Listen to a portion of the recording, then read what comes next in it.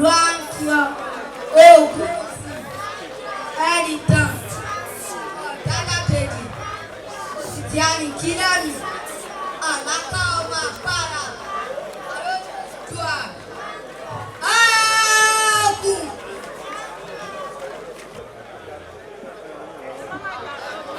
Thank you.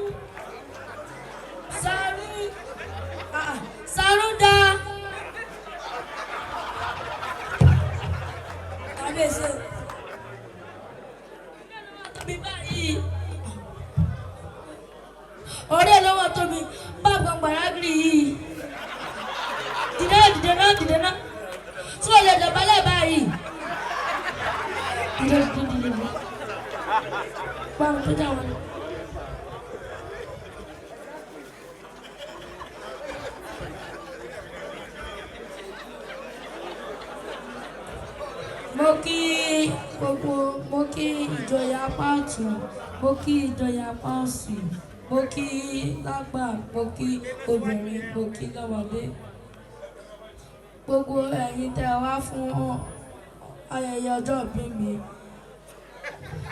fún ọjọ́ ìbí mi, gbogbo ẹ̀yin abiyamọ tẹ́ wá fún ọjọ́ ìbí mi, ẹ máa lọ àṣeṣe mi o.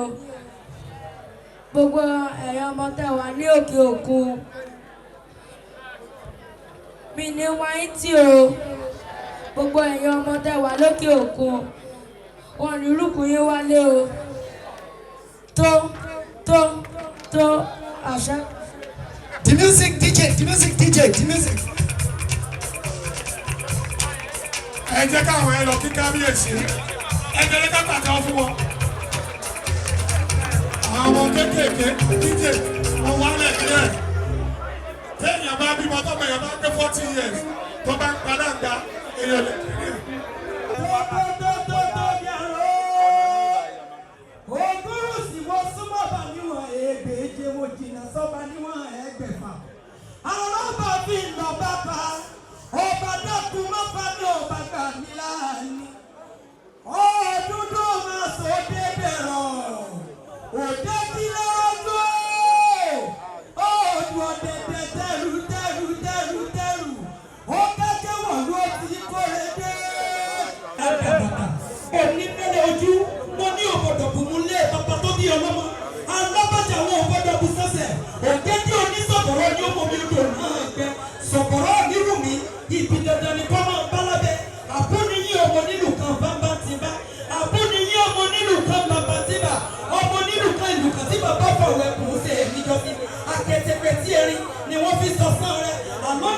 gbọ́dọ̀ jó alábàjá wọn ò gbọ́dọ̀ bú sọ́sẹ̀ òòlù òkèdè onísọ̀bọ̀rọ̀ ní ojú olù náà ya kẹsọ́rí apákan kádàpákan sí kíní ọ̀hún wuyì nífẹ̀ẹ́ bàbá rẹ̀ ẹ̀fà ọ̀sà ó wuyì nífẹ̀ẹ́ bàbá rẹ̀ ìkúlẹ̀ tó wùdú ó wuyì nífẹ̀ẹ́ bàbá rẹ̀ ṣẹ̀ṣẹ̀ ẹ̀fún ó wuyì nífẹ̀ẹ́ bàbá rẹ̀ òjì owó ṣẹ̀míṣẹ̀mí ó wuyì nífẹ̀ẹ́ bàbá rẹ̀ ọ̀jájá ní ìsàwò àsọdúnmọ́dún.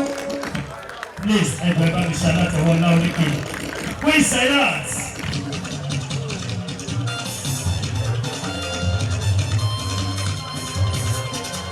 Ọba ní tó láyé, ẹ̀rù ọba tí ń fọba jẹ, ẹni rí ẹ̀fín ló fojú dikú.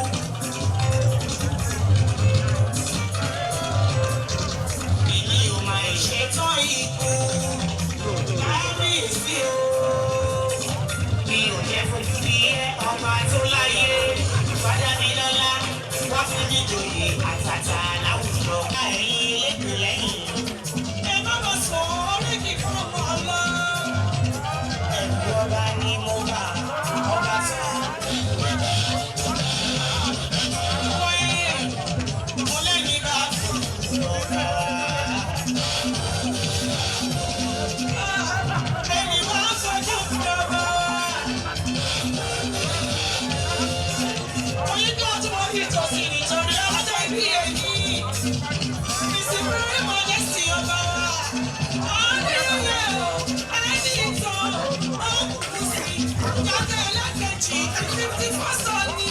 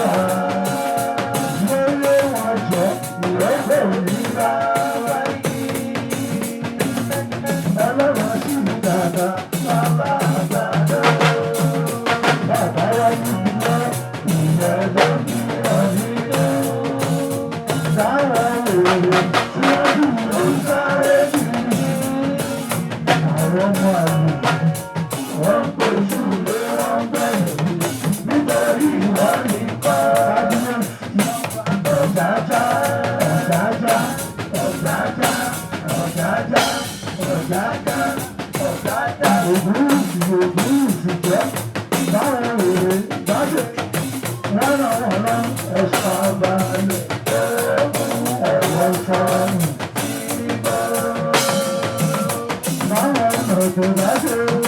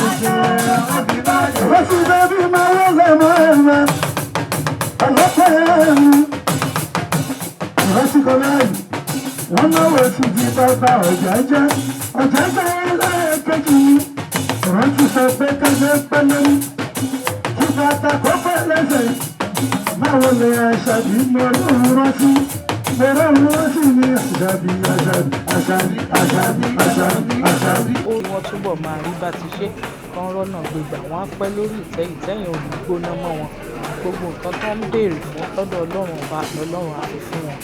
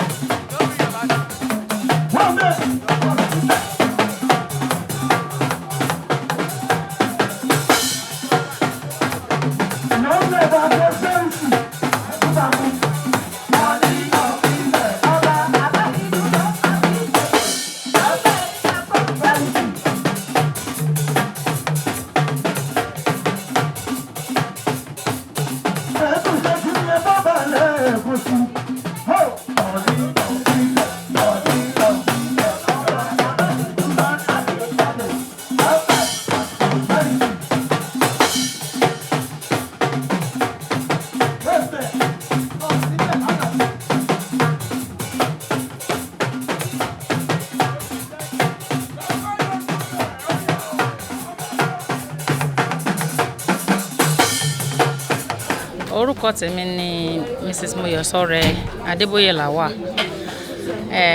A bá bàbá wa yọ̀, a bá wọn dúpẹ́ lọ́wọ́ Ọlọ́run fún ayẹyẹ ọjọ́ ìbí èní láti inú ẹgbẹ́ Ife Elegant Women Association. Òun láti wá bá wọn yọ̀, láti wá bá wọn jó, láti wá bá wọn yin Ọlọ́run. Inú wa dùn púpọ̀ torí pé bàbá wa olóríire ni wọ́n. Àwọn ni bàbá wa. A gbàdúrà pé kí adé kó pẹ́ lórí wọn, kí bàtà pẹ́ lẹ́sẹ̀, kí àṣẹ kó pẹ́ lẹ́nu wọn. Gbogbo ohun tí wọ́n ń gbèrò ní rere fún ilẹ̀ Ifẹ̀ lágbára Ọlọ́run alààyè yóò máa jú wọn ṣe. Ilẹ̀ Ilé Ifẹ̀ yóò máa dùn sí ni, ire ó máa wọ̀lú Ilé Ifẹ̀ wá. Àwa náà tájọ́ mọ́ wọn, a ò ní sọnù lẹ́yìn wọn. Wọ́n á ṣe ọ̀pọ̀lọpọ̀ ọdún láyé o. Orúkọ tèmi ni Lady Busayo Obishakin, ìkan nínú àwọn ọmọ ẹgbẹ́ Ife Oyè Elegant Women Association lábẹ́ àkóso ìyá wa Tèmilọ́mọ. À ń dúpẹ́ fún bàbá wa lónìí pé wọ́n tún di ọjọ́ èní. À ń gbàdúrà wípé igba ọdún ọjọ́ kan ṣoṣo ni. Adé á pẹ́ lórí wọn, ìrùkẹ̀rẹ̀ á pẹ́ lọ́wọ́, àṣẹ á pẹ́ lẹ́nu lórúkọ Jésù. A dúpẹ́ àwa tá a jẹ́ ọmọ wọn náà àní yọkú ní ẹ̀yìn wọn o.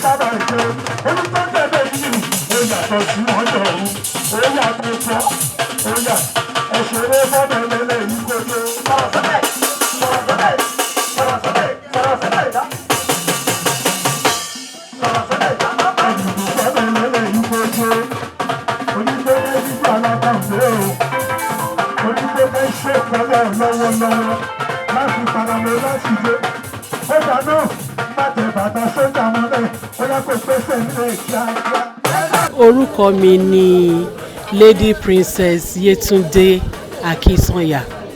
Mo jẹ́ ọ̀kan nínú àwọn ọmọ ẹgbẹ́ Ife Oyè Elegant Women Association. Gbogbo wa wá láti bá kábíyèsí yọ̀ fún ayẹyẹ ọjọ́ ìbí wọn tí à ń ṣe ní èní. Kábíyèsí jẹ́ èèyàn pàtàkì ní Ifẹ̀ ní orílẹ̀-èdè Yorùbá àti pàápàá nínú ẹgbẹ́ wa. Bàbá wa ni wọ́n jẹ́, wọ́n mú wa gẹ́gẹ́ bí ọmọ. Àwa náà dẹ̀ wá fi ẹ̀tọ́ hàn gẹ́gẹ́ bí ọmọ tó mọ oore. Lónìí òun la ṣe wà níbí báyìí. wọ́n ń ṣe iṣẹ́ takuntakun ní ilé Ifẹ̀ o àti ní gbogbo orílẹ̀-èdè Yorùbá kí Ọlọ́run kó túbọ̀ máa ràn wọ́n ṣe ó ti ṣeé ṣe láṣẹ Ìdùmarè. Orúkọ mi ni Lady Fúnmiláyọ̀ Arówólò. A jẹ́ ọ̀kan nínú ọmọ ẹgbẹ́ Ifẹ̀ oyè elegant women. Bàbá wa Onírìṣà wọ́n sọ ọjọ́bí lénìí, a bá wọn ṣayẹyẹ ọjọ́bí wọn lénìí. Kádé pẹ́ lórí, kí bàtà pẹ́ lẹ́sẹ̀, kẹ́mi wọn kó gùn náà láti àlàáfíà o. Àwọn ọmọ náà ká mọ̀ yọkú mọ́ wọn lọ́wọ́, kó gbé Ifẹ̀ dé èbúté ògo.